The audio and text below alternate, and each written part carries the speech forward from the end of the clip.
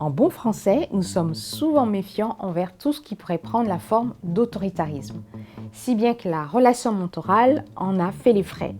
Saint-Ouen lui colle une étiquette de mode séculière. Cependant, il existe une relation mentorale fondée sur des valeurs et des principes bibliques.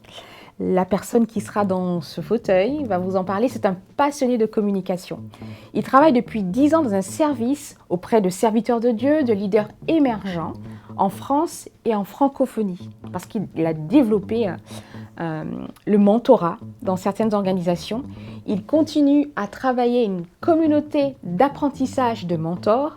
Il est auteur et adaptateur de plusieurs ouvrages. C'est un homme forgé d'expérience dans plusieurs domaines. Alors j'ai hâte de vous le faire découvrir tout de suite dans ce fauteuil, Alain Stamp.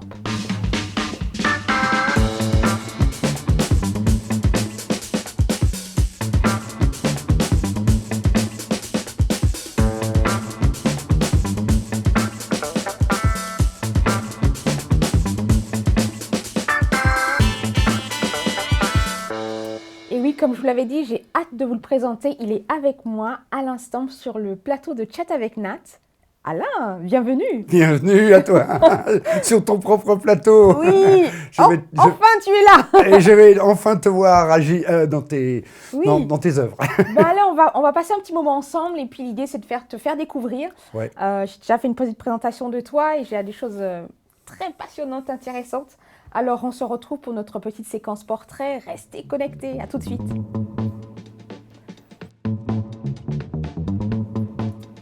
Alain, j'aime en fait faire découvrir mes invités et j'utilise ma petite boîte qui se trouve juste à côté de toi. Est-ce que tu pourrais la prendre et tu vas l'ouvrir? Alors, dans cette petite boîte, je pense qu'il y a divers objets. On va les découvrir. Et j'aimerais que tu prennes celle qui te représente le mieux, ce que tu es, ce que tu incarnes, tes expériences. Tu peux nous faire découvrir. Ah, je ne sais pas si elle vole complètement, mais... Un avion. L'avion. Avion. Il y a quoi encore? Il y a Tu connais? un personnage. Non, je ne connais pas ce personnage. Ah, Luke Skywalker de Star Wars. Ah non, ça c'est, j'avoue, mon inculture. Ok, d'accord, pas de souci. Il faudra que tu m'expliques ce qu'il fait. Je vais t'expliquer. Ensuite, t'as quoi? En plus, là, il y a une clé. Voilà. Il va falloir que je l'associe à quelque chose, cette clé. Tu me diras quel est le... Voilà. Ah ouais, quelle est ma clé? Quel est l'objet, parmi les objets que tu es en train de découvrir là avec toi? D'accord. Qu'est-ce qui pour toi fait écho à ce que tu es? Alors, une boussole, Ouais. C'est marrant parce que j'ai failli ramener une boussole comme objet, Ah. mais j'en ai pas trouvé. Ok. Donc, on est franchement sur la même longueur d'onde. Aligné. Et t'as ensuite quoi d'autre? Et puis, c'est une loupe. Une loupe. Ouais. Quel objet qui te parle le plus? Quel objet qui me parle le plus? De ton cheminement de vie, de tes expériences, de ton parcours? Laisse-moi réfléchir un petit peu. L'avion, bon, c'est sûr que je comprends que c'est la partie la plus récente de mon ministère, où j'ai voyagé en Afrique, etc. Ton personnage, je ne le connais pas. Luke Skywalker, alors de Star Wars, c'est un personnage en fait qui est comme un genre de... un mentor, il a formé, il est d'une génération de Jedi et il est celui qui transmet en fait sa connaissance, Oui, alors qui fait d'accord. comprendre les enjeux. Voilà, c'est un peu ce personnage-là. Ouais, bah écoute, les 3 objets qui me parlent le plus dans ce cas, c'est la clé. Il faudrait que je dois en choisir un? Choisis, voilà. Je choisis un. Je t'offrirai la saga des Star Wars. C'est compliqué. Je pense que je vais choisir la clé. Pourquoi tu choisis la clé? Parce qu'il y a un événement clé dans ma vie. Ma première femme a été malade pendant 20 ans.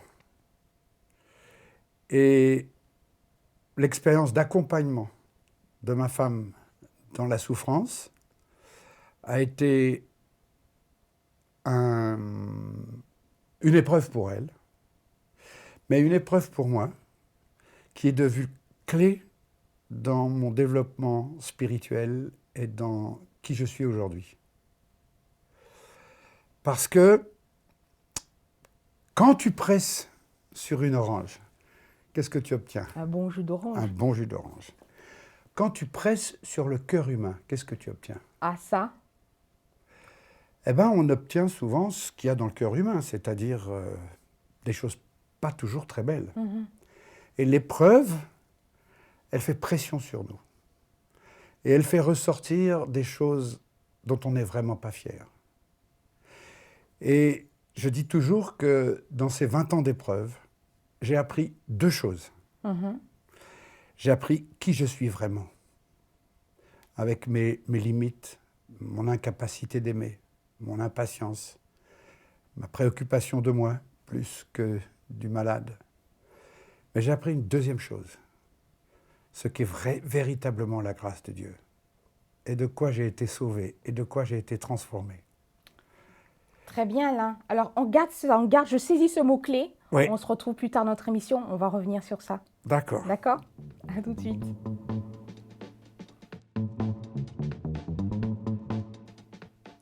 Alors là, ça ne fait que commencer.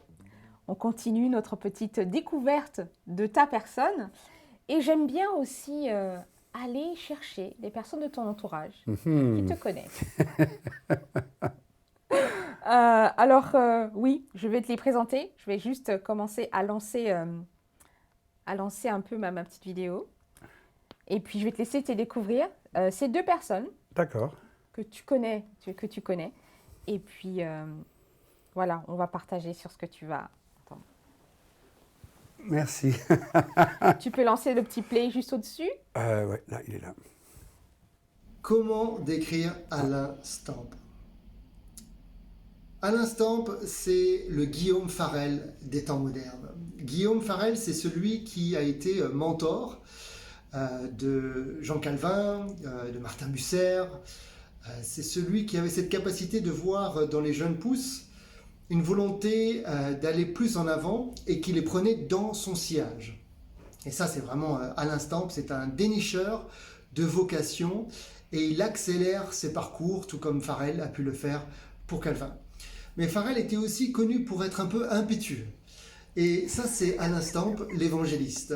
Derrière le mentor, il y a aussi cette âme passionnée pour une communication pertinente et juste et théologiquement à propos de l'évangile. Et donc je dirais que je retrouve dans la figure de Guillaume Farel le Alain Stamp des temps modernes que j'ai eu la joie de rencontrer très tôt dans mon ministère et qui continue à m'accompagner encore aujourd'hui. Une des choses que j'apprécie le plus chez lui, c'est qu'il a toujours la curiosité d'un enfant. Il s'intéresse à chaque personne qu'il rencontre. Ce qui fait que quand on est avec Alain, on se sent tellement important, intéressant, même aimé grâce à son écoute et son attention. Cette curiosité fait aussi d'Alain une personne qui apprend tout le temps. Il est toujours en train de lire des livres et des articles.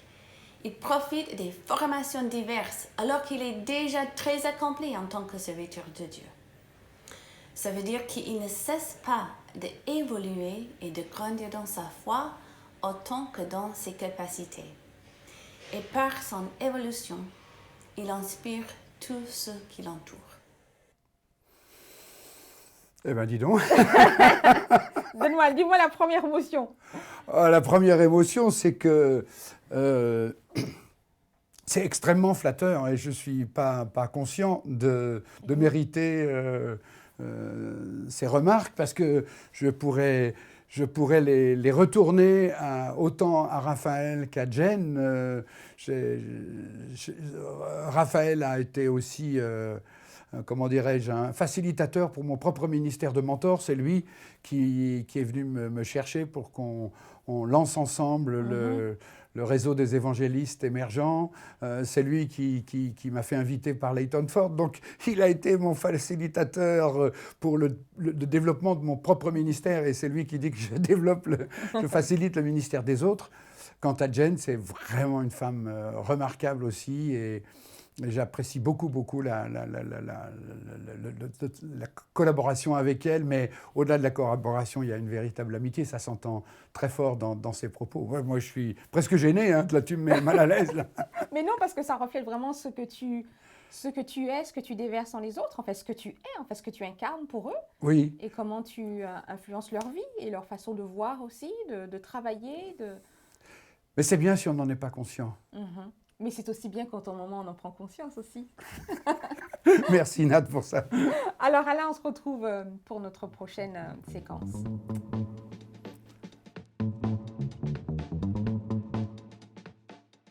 Alors notre séquence objet. Alors je t'ai proposé des objets. Oui. Et j'aimerais que tu nous proposes des objets. Alain, qu'est-ce que tu nous as amené un peu? Alors, le problème, c'est que j'ai amené 2 objets. C'est pas grave, on les prend quand même. Alors, non, mais je vais te faire choisir. De quel tu voudrais que je te parle? Ah. Allez, je te laisse un défi, la pomme. Voilà. Mais c'était quoi l'autre? C'est quoi le titre du livre? Ah oui, alors, le livre, c'est Nos difficultés, un chemin à la découverte de Dieu. C'est un livre qui m'a aidé à... comment dirais-je, à me préparer au départ de ma femme et pouvoir lui demander pardon pour toutes les choses auxquelles j'avais manqué pendant que je l'ai accompagnée, pendant son épreuve.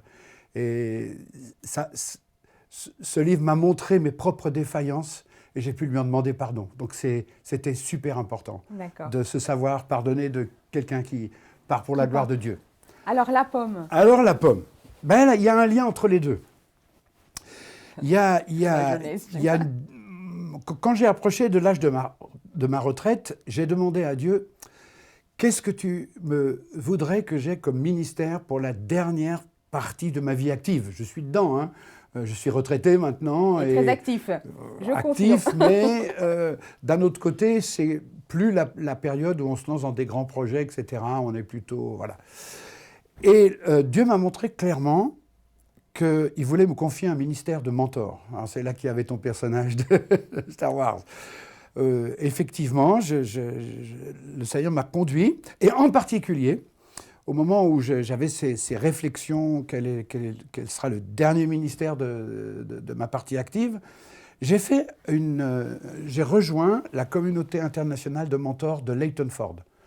Leighton Ford, c'est le beau-frère de Billy Graham. Il a été président de l'association Billy Graham pendant 40 ans. Et à un certain moment, Leighton s'est rendu compte qu'il ne fallait pas tout mettre sur un seul évangéliste, mais encourager et multiplier les évangélistes. Et il a lui-même commencé à s'investir dans la vie de jeunes évangélistes pour les aider à développer leur ministère par le mentorat. D'accord. Donc, j'étais là-bas pour une formation au mentorat. Et à la fin de la formation, on nous a dit... Qu'est-ce que vous devriez, quel objet pourriez-vous mettre sur l'autel pour exprimer dans quel état d'esprit vous pourrez pratiquer le mentorat, quelles sont vos valeurs, etc. Et moi, j'avais eu une question pendant toute la semaine où on était avec Leighton. J'étais pas sûr que j'étais un mentor et que Dieu m'appelait à être mentor et accompagner d'autres leaders spirituels. Et c'était vraiment ma question. Et dans un temps de silence et d'écoute de Dieu, quelqu'un m'a demandé justement, quelle est ta question? Et j'ai dit, ma question c'est, est-ce que je suis vraiment appelé au mentorat? Et après un temps de silence, il y a une sœur qui a dit, Alain, pendant 20 ans, tu as pu accompagner quelqu'un jusqu'à la mort, et maintenant, Dieu va te donner d'accompagner des gens à la vie. Et en un instant, le puzzle de ma propre vie s'est mis en place. Et j'ai dû dire à Dieu, si tu m'as émondé pendant 20 ans, c'est toi le vigneron, c'est toi qui émondes. Si tu m'as émondé pendant 20 ans, pourquoi l'as-tu fait? Tu l'as fait, la parabole dit, afin qu'il porte encore plus de fruits. Donc Seigneur, si tu m'as émondé pendant 20 ans d'épreuve, alors le fruit est à toi et je te le consacre. Wow. Et j'ai déposé ma pomme avant que Leighton Ford prie pour moi. Et chaque fois que j'ai la possibilité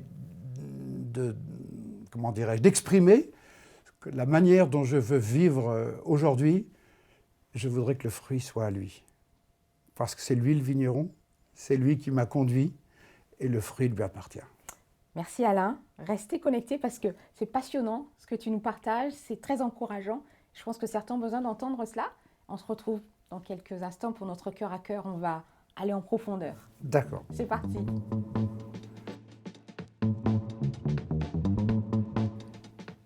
Alors, on est là pour notre temps cœur à cœur avec Alain. Je crois que tu nous as donné déjà un avant-goût de l'homme que tu es devenu au travers de ton parcours. Un parcours pas facile, un parcours semé de souffrances, de challenges, de défis, mais qui en fait a forgé l'homme que tu es. Aujourd'hui, tu es le porte-voix du mentorat, est-ce que je pourrais dire ça? C'est quoi être mentor aujourd'hui? Le mentorat, c'est accompagner un leader spirituel, quelqu'un qui a des responsabilités dans l'œuvre de Dieu, l'accompagner dans son développement spirituel personnel et dans le développement de son ministère. On pourrait résumer en disant c'est aider des jeunes leaders à faire encore mieux ce qu'ils font déjà très bien. Et je pense que pour ceux qui ont des responsabilités spirituelles dans l'œuvre de Dieu, quelle qu'elle soit, on ne peut pas être seul, on ne peut pas être solidaire. On a besoin d'être accompagné. Je viens d'écrire un article justement pour le blog Évangile 21 où je fais une croix et je montre que Paul avait ses mentors, Gamaliel, Barnabas, qu'il avait ses protégés, qu'il avait des relations mentorales entre pairs, en interne, en externe. On est façonnés tous par une constellation de relations. Et le mentorat est une des relations qui permet d'accompagner quelqu'un dans son ministère. Alors c'est vrai, tu parles, c'est important, cette constellation de relations, d'être avec d'autres. Je pense que c'est ce que toute personne aspire en quelque sorte. Mais comment expliquer le fait qu'il y ait une certaine méfiance envers le mentorat? Je vois que ça, parfois, ça peut soulever les questions de peur, d'intrigue, de méfiance. Pourtant, de la façon dont tu le définis, on pourrait y trouver énormément d'avantages, ne pas cheminer seul. Pourquoi ces craintes? Pourquoi ces peurs? Alors, il y a des peurs qui sont liées à l'ignorance. Dès qu'on ne sait pas exactement ce qu'est une chose, on en a peur. La première chose. La deuxième chose, c'est d'ordre culturel. C'est très surprenant de se rendre compte qu'aux États-Unis, dans le monde anglo-saxon, on va plutôt dire, ou même en Afrique, les gens aspirent à avoir quelqu'un, alors que nous, en Europe, on est plus individualiste, on veut pas que... Et une des peurs, c'est qu'on n'a pas trop envie que quelqu'un vienne un petit peu quand même regarder de près dans nos vies. Parce que le rôle du mentor, c'est un de mes protégés qui a dit ça. J'ai un de mes protégés qui m'a dit un jour, je travaille en équipe, j'ai un cahier de charge, je suis évalué tous les ans, mais qui a le droit de regarder dans mes angles morts? Et le gars était très précis, il a dit, quand je suis fatigué, je suis attiré par des images de nudité. Est-ce que tu as une solution pour ça? J'ai dit, j'ai pas de solution. Mais on peut formuler ensemble un cadre où on peut aborder ces questions et en parler ensemble. Et il m'a dit, alors il faut que tu sois mon mentor. Il faut qu'on soit prêt à être transparent, à laisser, à s'ouvrir et à révéler ses angles morts. Et je pense qu'une partie de l'inquiétude vient, on veut pas se livrer tellement, surtout sur les points qui sont les plus fragiles et les plus sensibles. Ouais. Et comment toi tu arrives à désamorcer ça, ces peurs, ces craintes, peut-être cette peur d'être jugé? Comment tu... J'ai pas tellement besoin de désamorcer cette peur parce que la génération montante aspire vraiment au mentorat. Assez souvent, c'est pas moi, enfin, c'est même quasiment jamais moi qui vais chercher mes protégés. Ce sont des jeunes qui disent « moi j'aurais envie que tu m'accompagnes ».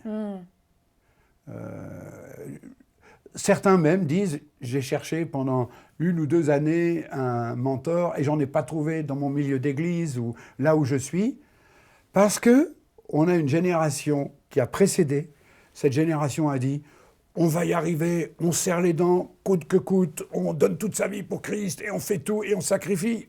Parfois sa famille, parfois on tombe, etc. Et les jeunes n'ont pas envie de vivre ça, mais par rapport aux aînés qui, eux, n'ont pas connu le mentorat, ils ne peuvent pas trouver de mentor. Parce que c'est difficile de devenir mentor si on n'a pas soi-même bénéficié du mentorat. Moi, j'ai eu un privilège extraordinaire. Lequel ? J'ai fréquenté un évangéliste génial qui avait inventé des trucs formidables dans les années 70. Et ce type est devenu mon ami, je le trouvais formidable. Et son équipe d'évangélisation, qui après est devenue une œuvre d'implantation d'église, était en train de grandir. Et il m'a dit, Alain, on a besoin d'un gars comme toi dans notre équipe. Moi, j'étais éducateur de délinquants au ministère de la Justice, dans la région parisienne. Et je suis appelé par un gars en Alsace qui casse tout, qui amène plein de jeunes à la conversion, qui fait des super événements d'évangélisation avec 600 jeunes dans la salle, etc., quoi, dans les années 70, hein, voilà. Et il me dit, je serai Paul, tu seras Timothée. Je n'ai pas fait d'école biblique, je suis rentré, j'ai été formé par un gars qui m'a accompagné, qui a été mon mentor. Et du coup, le mentorat chez moi, c'est dans mon ADN. Et qu'est-ce que tu retiens de ce temps de mentorat, de ce cheminement avec cet homme ? Quels ont été les fruits dans ta vie quand tu as commencé avec lui ? Quel est le Alain que tu as découvert alors que tu cheminais, tu n'étais pas forcément aguerri dans ces questions, mais tu as été accompagné. Qu'est-ce que tu as... Ah ben c'est comme ça que j'ai été formé dans le ministère. C'est comme ça que j'ai découvert le ministère, accompagné par un aîné qui avait des valeurs, qui m'a repris à certains moments, qui m'a encouragé à d'autres. Et je me suis développé à l'ombre d'un grand chêne. Parce que ce gars-là, après, ce travail de jeunesse est après devenu une mission d'évangélisation qui évangélise dans tout le nord-est de la France et qui perdure encore aujourd'hui. Et j'ai participé à la création de cette mission avec lui, etc. Et il m'a accompagné, il est toujours aujourd'hui mon mentor, et il m'a accompagné pendant les 20 ans d'épreuve. Justement, selon toi, quelle différence fais-tu entre celui, justement, qui a ce mentor à ses côtés et puis celui qui ne l'a pas ? Tu as vécu un moment assez difficile dans ta vie. Peux-tu nous dire quelle conclusion, en fait, cette expérience t'a amené dans... Alors, moi, je pense toujours que j'ai eu le privilège, pendant les 20 ans d'épreuve, d'avoir un mentor à mes côtés, qui a pu tout entendre, qui a toujours été bienveillant, qui ne m'a pas jugé. Franchement, il y avait des moments dans l'épreuve où j'étais très bas. Dans d'autres circonstances, on aurait pu dire, non, un gars comme toi, là, avec une femme malade, tu dégages, hein, tu ne peux pas servir dans la mission, tu es inapte, voilà. Franchement, mon mentor était toujours là, il a tout écouté. Il avait parfois des phrases très très courtes, juste pour remettre les bons accents. Je raconte dans le livre sur le mentorat que une fois, j'ai vécu quelque chose de très difficile avec ma fille. On était à l'hôpital, voir ma femme, et elle n'était pas bien, comprenez bien, j'étais que de la bienveillance pour ma femme, mais elle nous a mis à la porte. Elle nous a dit « Partez, je ne veux plus vous voir ». Et moi, c'était insupportable d'être rejeté comme ça par ma propre épouse. Et pour ma fille, c'était très difficile. Et j'ai dit, non, c'est plus possible. Je vais reprendre un boulot, je gagnerai de l'argent, je paierai une garde malade, elle sera à la maison et j'aurai plus les problèmes que j'ai parce qu'il faut concilier le service pour Dieu et la maladie de mon épouse. Et je suis allé voir mon mentor, il était en train de faire un volet dans le jardin de l'église. Je l'ai appelé au bord du terrain, j'ai dit, écoute, c'est fini, moi je m'en vais de la mission, je reprends un boulot et il m'a dit une phrase, si tu peux. Puis il est reparti jouer au volley. Si tu peux. Si tu peux. Est-ce que moi, je peux décider que je quitte mon ministère ? Ou est-ce que c'est Dieu qui décide ? Est-ce que c'est Dieu qui a le dernier mot ? Et avec cette simple phrase, il m'a recentré sur Dieu, sur la volonté de Dieu, sur la situation où Dieu est au contrôle. C'est ça un mentor. C'est la personne qui te... On dit souvent avec Raphaël qui était dans la vidéo là, le mentor c'est celui qui te rechante la petite chanson quand tu l'as oubliée. C'est un privilège d'avoir quelqu'un qui peut comme ça t'accompagner, t'aider et t'aider à grandir et à discerner ce que Dieu veut pour ta vie. Et quels sont les cadeaux que Dieu t'a offerts au travers de cette expérience de mentorat? Tu as grandi auprès d'un chêne. Je Oui. pense que tu es devenu un chêne pour d'autres. Quels sont les cadeaux? Peut-être, c'est difficile de dire le plus beau cadeau, mais quels sont les cadeaux que tu as reçus? Ouais. Le mentorat, c'est un ministère hyper privilégié. Parce que tu vois tes protégés grandir, faire des choses pour Dieu, avancer dans leur ministère. Tu es dans les coulisses et tu les vois accomplir des choses extraordinaires pour Dieu. D'ailleurs, c'est assez frappant. Qu'est-ce que Jésus a dit à ses disciples? Vous ferez des choses encore plus grandes que celles que j'ai faites. Alors, qu'est-ce qu'on peut faire de plus grand que Jésus qui est mort pour nous sur la croix, tu vois? Et Jésus a offert à ses disciples la possibilité de faire plus grand. Et moi, je dois te dire, je dois faire toujours attention parce que j'ai le petit complexe de l'autodidacte. Et j'ai des protégés qui sont docteurs. D'accord, donc ça te met dans un rapport où... Donc, ça me rappelle à l'humilité, mais je dois dépasser je dois dire non, c'est pas important. C'est pas important ma connaissance intellectuelle. Ce qui compte, c'est que je sois là pour eux, cœur à cœur, comme tu le geste. Et ce qu'il y a d'extraordinaire, c'est le retour de voir les fruits de Dieu dans leur vie et de les voir grandir dans leur ministère. Et le mentor est quelqu'un qui est très encouragé par la reconnaissance, par l'affection même. Il y a certains de mes protégés qui m'écrivent « Ah, tu sais, je t'aime ». Des gars qui te disent « je t'aime ». C'est fou, hein? Notre monde d'aujourd'hui, non mais... Alors Alain, pour quelqu'un qui nous écoute et qui dit « mais je ressens ce besoin », ce que j'entends, ça décrit exactement ce que je ressens, ce besoin d'avoir un mentor. Comment je fais? Comment fait-on pour en trouver un? Alors effectivement, ça c'est plus compliqué. On est dans une culture où le mentorat n'est pas encore installé ou naturel dans nos milieux évangéliques. Mais en gros, on peut dire, commencez par prier.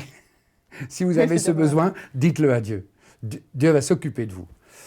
La deuxième chose, c'est observer autour de vous des gens où vous vous dites « j'aimerais bien orienter ma vie comme la leur ». C'est peut-être des gens qui n'ont pas forcément un grand ministère quelque part, mais des gens qui ressemblent à Christ et on voudrait s'inspirer de leur ressemblance à Christ. Ou des gens qui ont une vie de prière. On se dit, mais j'aimerais bien qu'ils prient pour moi, tu vois? Ouais. Et puis après, je conseille, c'est pas une page de pub, mais je conseille à des gens qui cherchent, lisez le livre « Multiplier les leaders » que j'ai écrit avec Martin Sanders et faites-le lire à la personne pour qu'on sache exactement de quoi on parle. Et après, demandez aux gens, est-ce que vous voulez m'accompagner? J'aurais besoin de quelqu'un qui se préoccupe, qui m'accompagne, qui prie pour moi, qui m'aide quand je suis découragé, qui me donne des conseils quand j'ai besoin de conseils. Voilà. C'est un petit peu le mode d'emploi que je suggérerais. Merci Alain, on va laisser toutes ces infos aussi en ligne pour que vous puissiez découvrir ce livre.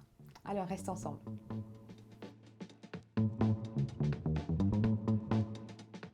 On approche de la fin, mais ce n'est pas encore la fin parce que le moment tac au tac.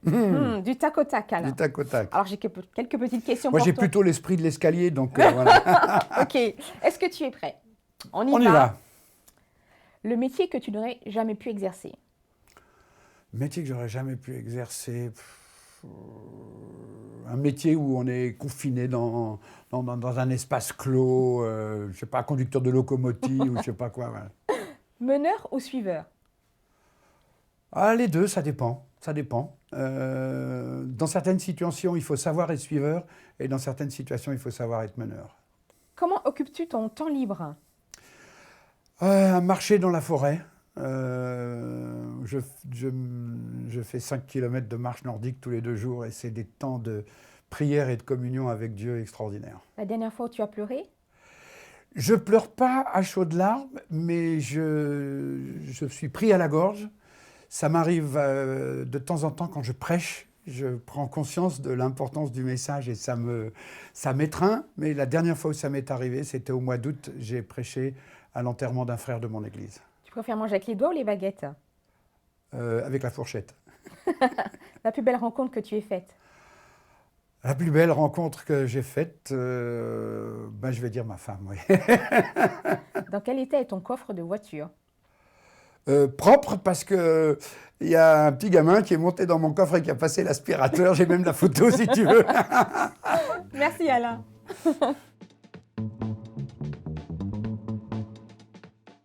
Alain, c'est un privilège pour moi de t'avoir là sur ce plateau et de partager cela avec toi. Cette passion et surtout ce désir d'être aligné avec la volonté de Dieu et d'être cœur à cœur avec Jésus. Eh ben, j'ai envie de te laisser le mot de la fin. Tu es libre de partager, la caméra est juste là. Ouais. Et c'est à toi. Je te laisse ce mot de la fin pour nos amis internautes. Eh ben, je vais rebondir un petit peu sur ce que tu viens de dire, cette joie de pouvoir confier totalement sa vie à Christ et le suivre en toutes choses. Et moi, j'arrive à la dernière étape de ma vie, de mon parcours de leader, et je me dis, c'est toujours aussi génial que quand j'ai commencé. Et moi, j'ai envie de dire à ceux qui passent par des moments difficiles, par ceux qui se demandent qu'est-ce qu'ils vont faire, il y a une chose qui est parfois un peu préoccupante, c'est que à partir d'un certain âge, on ne trouve plus de travail, on ne trouve plus sa place dans l'Église, mais c'est dommage. Retrouvez votre identité en Christ. Retrouvez à quoi vous êtes appelé. Posez-lui des questions, demandez-lui de vous conduire. Franchement, moi, je peux dire que je vis la plus belle période de ma vie de serviteur de Dieu, et c'est pourtant la dernière. Et moi, je voudrais vous encourager à trouver dans l'ensemble de votre parcours, que vous soyez au début ou à la fin de votre parcours, trouvez en lui votre joie, le sens de votre vie, le sens de votre engagement, et vivez-le en plénitude avec Christ.